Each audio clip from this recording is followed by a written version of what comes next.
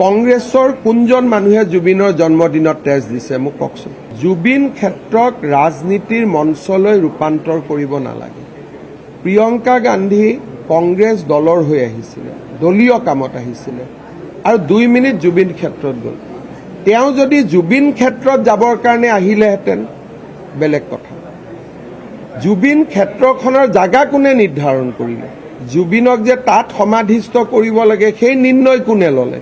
আৰু দিনত 8 বাৰ 9 বাৰ মাটি খান্দাৰ পৰা গছ কাটাৰ পৰা সেই জাগাটোক ক্ষেত্ৰ কোনে বনালে? বিমল বৰা, মই, কেশৱ মহন্তইতো দিনে ৰাতিয়ে কামত লাগি থাকিলোঁ। এতিয়া আমি স্থানটো কৰি দিছোঁ, বেলেগসকল যাওক, আমিতো বেয়া নাপাওঁ। কিন্তু নিৰ্মাণ কোনে কৰিলে? সেই জাগাটো যে জুবিন সমাধি হ'ল, জাগাটো কোনে চিলেক্ট কৰিলে? প্ৰিয়ংকা গান্ধীয়ে কৰিলে নে হিমন্ত বিশ্ব শৰ্মাই কৰিলে? গতিকে ৰাজনৈতিক কামত আহিলে মানুহে সুযোগ লৈ যাব নাপায়, আহিলে নিজাকৈ আহক। আৰু জুবিনৰ পৰিয়ালক কিৰণ ৰিজিজু, জ্যোতিৰাদিত্য সিন্ধিয়া, মই 10 বাৰ বিজেপি দলৰ ফালৰ পৰাতো ক'তো কমি কৰা নাই। 12,000 বিজেপিৰ কাৰ্যকৰ্তাই জুবিনৰ জন্মদিনৰ দিনাখন তেজ দিছে। তো জুবিনৰ কাৰণে বাকীসকলে জুবিনৰ নাম লৈ ৰাজনীতি কৰি আছে। মোৰ কথাটো হ'ল, আমাৰ দলৰ নেতাসকল ইলেকশ্যনৰ পিছত যাব লাগে জুবিনৰ সমাধিৰ ক্ষেত্ৰত।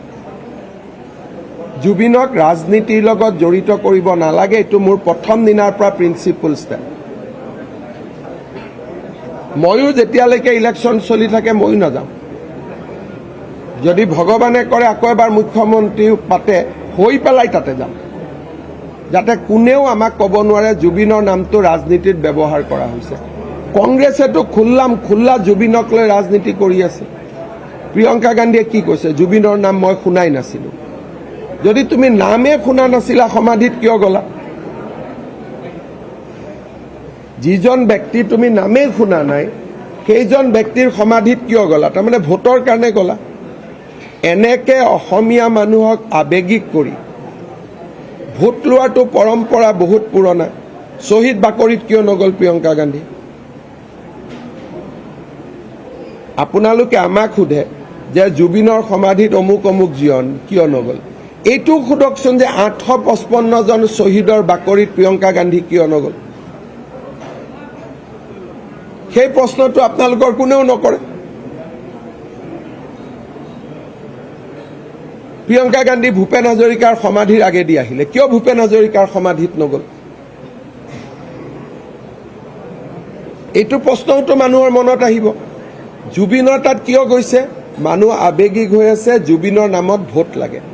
যদি অসমীয়াক সন্মান কৰিলেহেঁতেন, প্ৰথম ভূপেন হাজৰিকাৰ সমাধিত আহিলেহেঁতেন, তাৰপিছত জাতীয় শ্বহীদ ক্ষেত্ৰত গ'লহেঁতেন, শংকৰদেৱ বৰদোৱাত শংকৰদেৱ আৱিৰ্ভাৱ তীৰ্থত গ'লহেঁতেন, জুবিন ক্ষেত্ৰত গ'লহেঁতেন, সকলোতে গ'লহেঁতেন। গতিকে এই ধৰণৰ ইলেকশ্যনৰ মনোনয়ন চিলেকশ্যন কৰিবলৈ অহা মানুহে জুবিন সমাধিত যাব নাপায়। তেওঁ নিজেই ক'ব লাগে যে জুবিনৰ প্ৰতি মোৰ সন্মান আছে, ইলেকশ্যনৰ পিছত মই আহিম। কেণ্ডিডেটবিলাক তাত যাব নাপায়, জাগাটোক ৰাজনীতিকৰণ কৰিব নাপায়। মোৰ এইটো স্পষ্ট সিদ্ধান্ত যে যোনে ইলেকশ্যন খেলিব খুজিছে তেওঁলোক জুবিন সমাধিৰ পৰা দূৰত থাকিব লাগে, আৰু যোনে ইলেকশ্যন নেখেলে তেওঁলোক জুবিনৰ সমাধিত যাব লাগে।